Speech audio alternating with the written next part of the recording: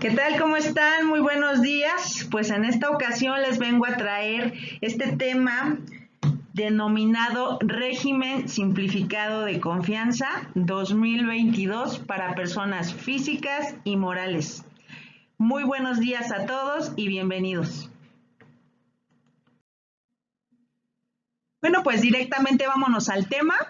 Este tema que está generando desde luego bastante controversia y bastantes dudas. Lo que quiero comentarles pues es que este régimen simplificado de confianza, como ya es del manejo colectivo, entró en vigor a partir del 1 de enero del 2022.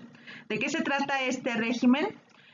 A ver, lo primero que debemos de entender es que ya se derogaron los artículos 111, 112 y 113, que es como nació esta propuesta el pasado 8 de septiembre del 2021. Y desde luego, al aprobarse el régimen de incorporación fiscal, ya no estará vigente o ya no está vigente a partir de enero del 2022. Y entró en vigor en su lugar el régimen simplificado de confianza. Bueno, ¿qué es lo que nos dice este régimen? Pues vámonos a ir por partes, y si bien es cierto que este régimen no es muy grande, hay algunos puntos que debemos de darles precisión. Y de entrada, hay una serie de contribuyentes que desde luego pueden participar en este régimen. ¿Quiénes son estas personas que van a poder tributar en este régimen? Aquí mismo nos lo dice en el artículo 11E. Los contribuyentes personas físicas que realicen únicamente actividades empresariales, profesionales y que otorguen el uso o goce temporal de bienes. Entonces, con esto nos viene a la mente aquellos que son arrendadores o el arrendamiento de inmuebles. También van a poder estar en este régimen si es que no quieren estar en el otro régimen de arrendamiento. Pero esto ya lo vamos a ir platicando más a fondo, más adelante. Ellos van a poder pagar ISR. Ojo aquí, tengan en mente que exclusivamente en términos de ISR, de impuestos sobre la renta, y que siempre que la totalidad de los ingresos propios de las actividades ya señaladas realicen y estén dentro de los mismos ejercicios inmediatos anteriores. En este caso, el año inmediato anterior será el 2019, porque acuérdense que el 20 y el 2021 se consideran por el tema de la pandemia como años atípicos, porque obviamente la derrama económica no fue la misma que en el 2019, antes de que tuviéramos esta situación a nivel mundial. Y que desde luego estos contribuyentes no excedan a los 3,5 millones de pesos, es decir, que si en el 2019 tuvieron ingresos menores a este monto, obviamente vamos a poder optar o pudieron optar por este régimen. Y si para el siguiente año llegaras a rebasar esta cantidad, en automático no te va a avisar la autoridad y te va a sacar de este régimen por exceder la cantidad que te acabo de comentar. Pero esto tiene sus detalles que los iremos platicando, obviamente conforme vayamos avanzando en esta presentación. Y lo primero que debemos de saber pues es que podemos salir de este régimen simplificado de confianza cuando se cumplan alguna de estas condiciones. Primero, si rebasas los 3,5 millones pesos. Incumplir con las obligaciones, que esto lo vamos a detallar desde luego más adelante, y no presentar declaraciones. Estos 3 puntos aquí deben de tener cuidado, porque cuando tú rebasas los 3,5 millones pesos, en automático te vas a salir del régimen hasta en el mes en el que rebasaste los ingresos. Y aquí hay un tema bastante interesante que también vamos a poder salir a discreción. Y ojo, aquí sin que exista una solicitud. Esto debes de tener especial cuidado, ya que el SAT, independientemente de las facultades de comprobación, si es que en los mismos recursos del SAT aparecen o descubren de que de alguna manera estamos incumpliendo en alguna de las obligaciones o no vamos presentando las declaraciones, entonces aquí sí tengan especial o bastante cuidado al respecto de este tema, porque en este momento cuando el SAT lo saque de este régimen van a regresar a pagar impuestos como estaban en el estatus de personas físicas con actividad empresarial y profesional, y también desde luego mediante el arrendamiento. Este tema, como bien lo comentamos, estarán tributando como persona física con actividad empresarial, pero también como arrendamiento, siempre y cuando no rebases los 3.500.000 pesos.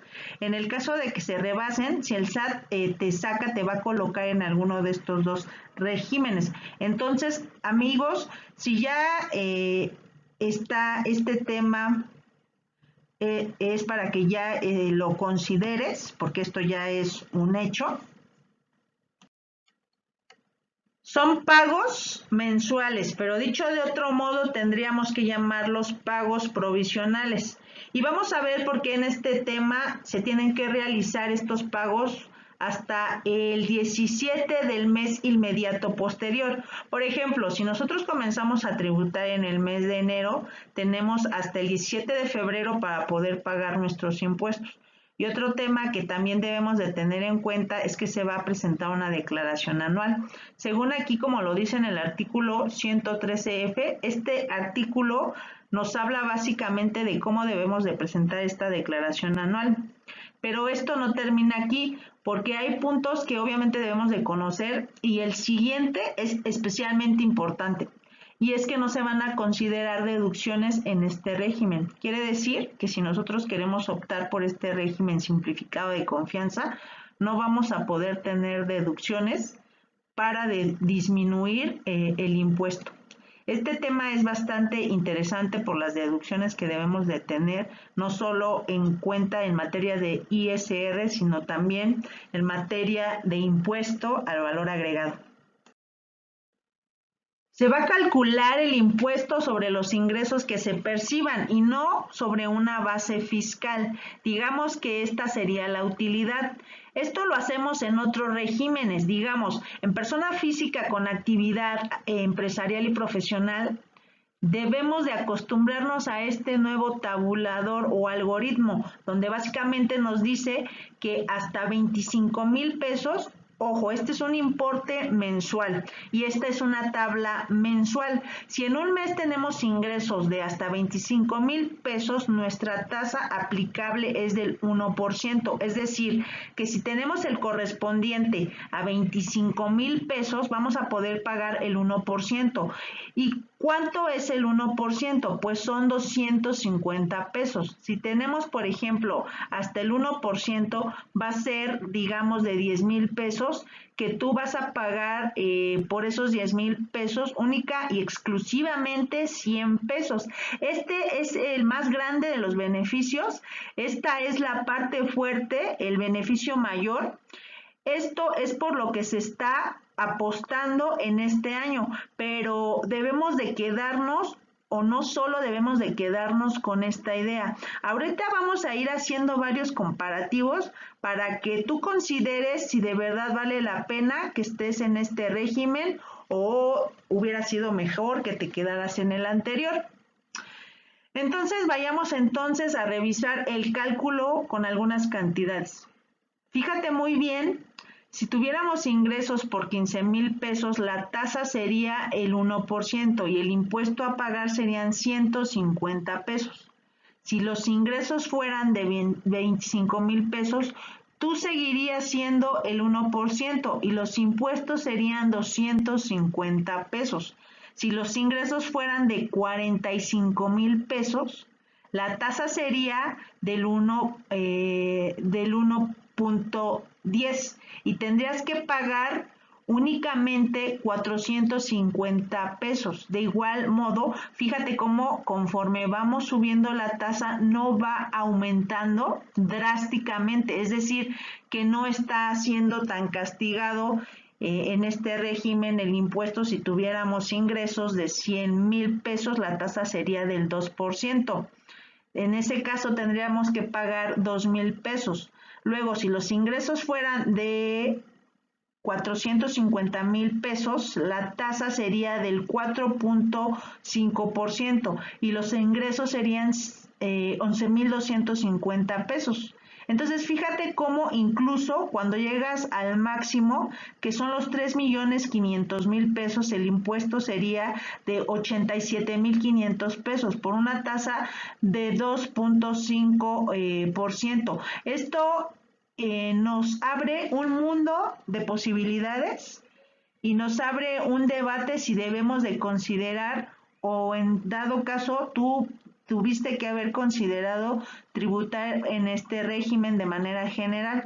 Yo podría decirte que la verdad es que vale bastante la pena pertenecer a este régimen. Pero ojo aquí, conforme vamos avanzando, vamos a ver si esto merece la pena. Lo que te recomiendo es que te acerques a tu contador y hagas con él un análisis detallado de cuánto es lo que pagarías si tributaras en reciclo o como persona física con actividad empresarial, que es lo que estoy hablando. Aquí básicamente hice el comparativo de cuánto es lo que se pagaría si ambos estuvieran pagando una base o sobre una base de 15,000 pesos, se pagarían 150. Pero con esta base de 15,000 pesos pagaríamos en el régimen de persona física con actividad empresarial y profesional. Estaríamos pagando 1,762,84 centavos. Básicamente no estaríamos o nos estaríamos ahorrando 1,612,84. Es una gran ventaja en este sentido que fuera, digamos, la base de 15,000 pesos de impuesto en el esquema de persona física con actividad empresarial y profesional. Esto es decir que ninguno de los dos tendrían deducciones. Fíjate cómo prácticamente vamos avanzando en los ingresos y va siendo más evidente la diferencia. Vamos a suponer que tenemos un porcentaje de costos y gastos del 80%, es decir, que tenemos gastos operativos y que tenemos nuestras deducciones. Y los gastos que hacemos recurrentemente por la operación, de tal modo que de estos 15,000 pesos vamos a tener una base de 3,000 y que de estos 3,000 es de donde se va a calcular el impuesto. Ahora bien, siguiendo este ejemplo, fíjate cómo en el régimen simplificado de confianza, con la misma base de 15,000 pesos, porque obviamente no vamos a considerar los gastos y las deducciones, pagaríamos 150 pesos. Pero en el supuesto de que si consideremos nuestros costos y gastos, y estos ascienden al 80% del total de nuestros ingresos, estaríamos hablando de que es una base de 3,000 pesos, es decir, que ahí van a ir o se van a estar calculando el impuesto. ¿Qué quiere decir con esto? Que a la hora en la que hacemos el cálculo del impuesto, con estos 2,000 pesos, fíjate cómo pagaríamos 163 pesos. La diferencia entre el régimen simplificado y el de persona física con actividad empresarial y profesional, desde luego tomando en cuenta los gastos y costos, son solamente 13 pesos. Como te puedes dar cuenta, es muy baja la diferencia y algunos casos donde el porcentaje de costos y gastos puede ser del 85%. Todo varía según el nicho y la actividad, desde luego, que estemos realizando. Si todavía en el régimen simplificado de confianza seguimos teniendo una ventaja frente a lo que tendríamos que estar pagando como persona física con actividad empresarial y profesional, pues tendríamos que ver si se va mejorando esta situación. Pero esto solamente se va a ver después de un análisis profundo, desde luego, de nuestra actividad económica, y que quizá en un ISR no pagues más, pero sí en el IVA, porque esto que se cambió, recuerden que únicamente fue para efectos de la ley del ISR, porque ahorita vamos a ver cuál es el efecto que tendríamos en el impuesto al valor agregado. ¿Qué otro tema tenemos en este régimen simplificado de confianza? Es que sí se puede combinar con otros ingresos, pero solamente son dos, el de sueldos y salarios y el de ingreso por intereses.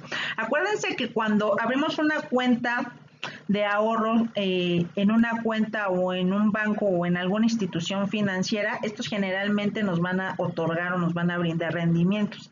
En algunos casos por abajo de la inflación y en algunos otros por encima de la inflación. En cualquiera de estos casos, este tipo de instituciones nos retiene por este tipo de ingresos que llegamos a obtener. Bueno, estos son los ingresos por intereses, siempre y cuando el acumulado y en conjunto no se exceda a los 3.500.000 pesos que les comenté en un principio. ¿Qué otra cosa debemos de saber del régimen simplificado de confianza? Bueno, vamos a ver qué es lo que pasa si rebasamos los 3.500.000 pesos.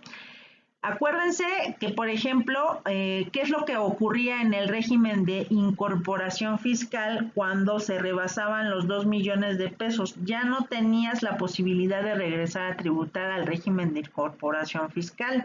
Sin embargo, en este nuevo régimen simplificado de confianza, sí tenemos esa posibilidad, porque se va a poder regresar a tributar en este régimen si en el ejercicio inmediato anterior no se rebasó la cantidad de los 3,5 millones de pesos y están obviamente al corriente con sus obligaciones fiscales. Imaginemos que en el 2022 superamos los 3.500.000 pesos y en el 2023 no lo superaremos. Entonces ya estamos terminando el ejercicio en el 2024. Vas a poder tributar en el régimen simplificado de confianza. Y pues esta observación que te acabo de hacer, acuérdate que la puedes verificar en el artículo 113E, lo que te acabo de comentar de cuando rebasas los 3.500.000 pesos, se podrá regresar al régimen simplificado de confianza si en el ejercicio inmediato anterior obviamente no rebasaste la cantidad de los 3,5 millones y vas al corriente con tus obligaciones. Como te lo comenté, pues incumplir con las obligaciones y no presentar las declaraciones. No vas a poder regresar al régimen simplificado de confianza, aun cuando los ingresos no rebasen los 3.500.000 pesos. Estos son los casos en los que no se puede tributar en reciclo. ¿Quiénes son? Pues los que son socios accionistas. Y si tienes una relación de una persona física a una entidad o persona moral, los residentes en el extranjero con establecimiento en el país.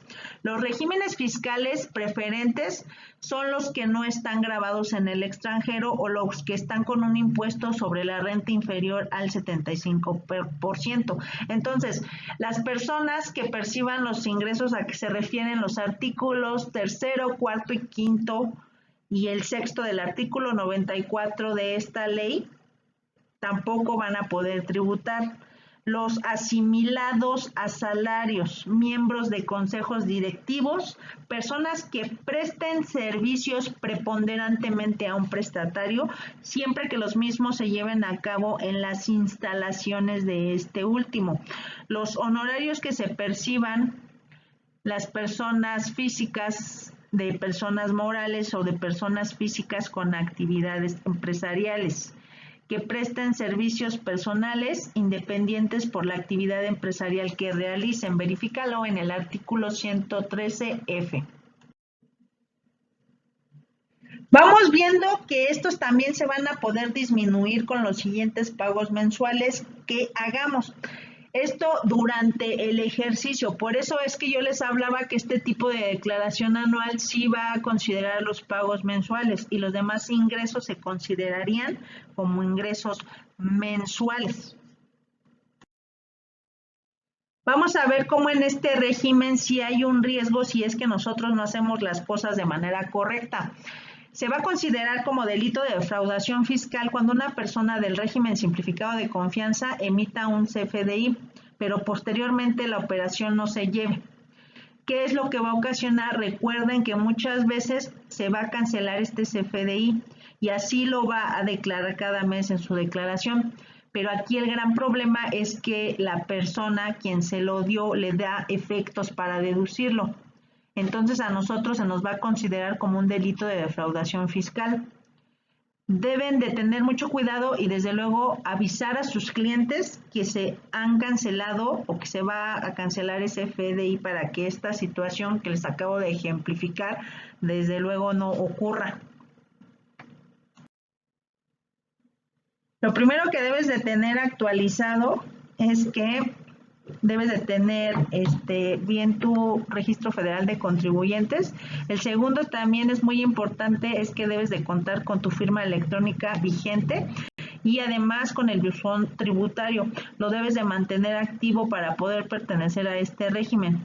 Luego tienes que contar con todos los FDI por la totalidad de los ingresos. De lo contrario, de no conservar todos los FDI por los gastos o por las inversiones, si bien no nos van a servir para deducirlo, y el hecho de que no la utilicemos para deducir o para poder disminuir nuestros ingresos, pues obviamente esto no nos exime ni de obtenerlos ni desde luego de conservarlos. Para que tú los tomes en cuenta, pero además nosotros podemos expedir ingresos por los ingresos obtenidos y ojo aquí, cuando sean, por ejemplo, a público en general, debes de emitir esta misma factura a público en general, porque va a haber muchos casos en el que nos pidan factura y entonces vamos a tener que emitir este tipo de comprobante y solo se va a poder cancelar en el mes en el que se emita. Si el contribuyente también tiene empleados, también va a seguir existiendo la obligación de retenerles el ISR y pagarlo como siempre se ha hecho. Debemos de pagar las declaraciones a más tardar el día 17 al mes inmediato posterior. Esto, como ya lo hemos venido platicando y que ya queda bastante, pero bastante asentado, y finalmente pues presentamos nuestra declaración anual en el mes de abril. Si alguna de todas estas no llegamos a cumplirla, pues obviamente vamos a tener problemas con la autoridad, porque si bien la autoridad de detectar alguna inconsistencia nos va a sacar de este régimen simplificado de confianza, que como te puedes dar cuenta tiene bastantes, pero bastantes beneficios.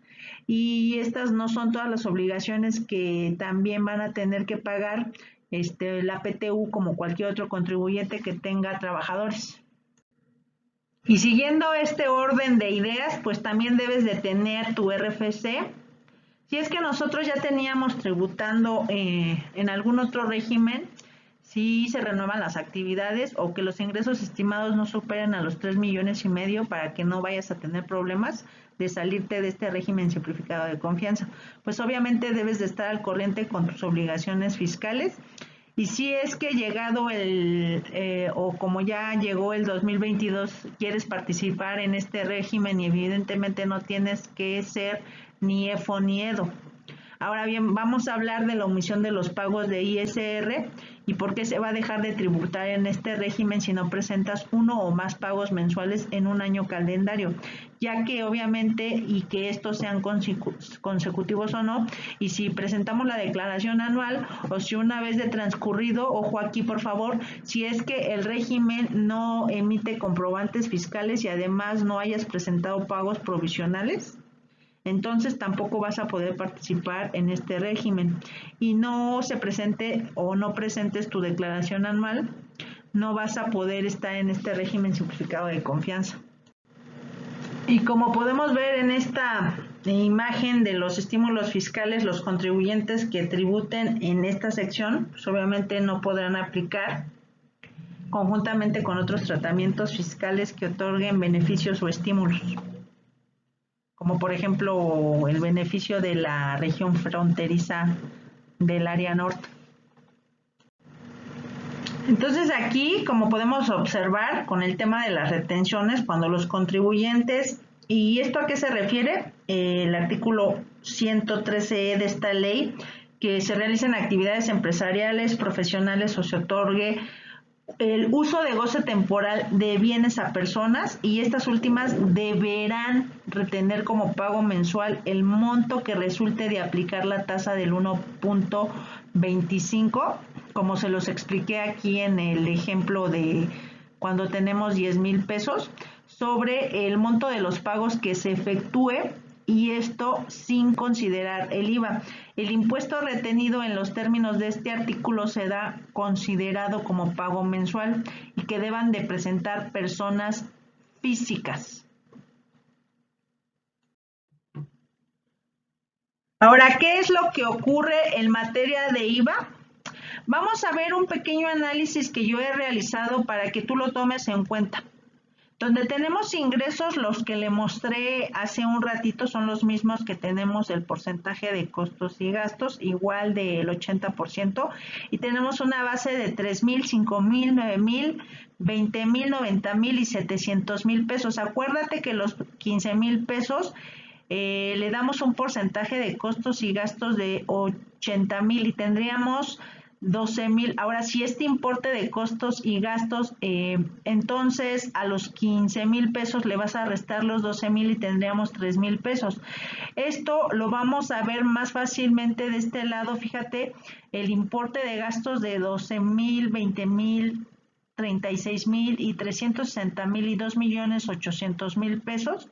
Ahora, si estas bases donde tenemos el impuesto calculado, esto ya lo vimos, tenemos el impuesto calculado como persona física con actividad empresarial y profesional, y también esto ya lo hemos visto y estuvimos explicando con las diferencias entre uno y otro, pero tenemos aquí el tema del IVA trasladado y el IVA acreditable. El IVA trasladado, así si ocupamos los 15,000 pesos, entonces estos 15,000 pesos les vamos a sacar el IVA. Pues vamos a tener 22,400, pero los gastos también en este tenemos que sacar el IVA y este IVA se refiere a los 1,900 pesos que están ahí y que pueden visualizar. Y donde dice 2,000 y el 80% de costos y gastos, cuando hacemos esta operación correspondiente donde el IVA trasladado le restamos el IVA acreditable, vamos a tener un importe por pagar de 480 pesos. Si este tema se te dificulta, acércate con nosotros para ver los diferentes cursos que manejamos aquí en SCAP México para que sepas cómo debes de manejar esta situación. Ahora fíjate, si sumaras los 150 más los 180 como régimen simplificado de confianza, estaríamos pagando 630 pesos, pero en ISR más IVA de persona física con actividad empresarial estaríamos pagando 603 pesos con 43 centavos. ¿Y de dónde sacas esta cantidad de los 480 pesos más los 113 pesos con 40 centavos? Fíjate cómo la diferencia ya apenas es mínima. Estamos hablando de pesos literalmente. Donde estos importes ya no nos están dando la holgura que en un inicio pudiéramos nosotros considerar. Entonces, ¿cuál es el análisis que pudiéramos tener aquí? Bueno, yo te podría decir que si tus gastos son muy altos, quizá desde luego no te convenga que estés tributando en el régimen simplificado de confianza. Pero si casi no tienes gastos, entonces sí te conviene estar en este régimen simplificado de confianza. Aún así, yo te exhorto a que hagas un análisis que desde luego sea exclusivo de tu perfil y de cada uno de nosotros para saber si puedes o te conviene pertenecer a este régimen simplificado de confianza. Bueno, pues espero que esta presentación que estuvo a cargo de una servidora, para los que no me conocen, yo soy la contadora Daniela Buendía, les haya servido de verdad. Nos vemos en la siguiente sesión, cuídense mucho, hasta luego, bye.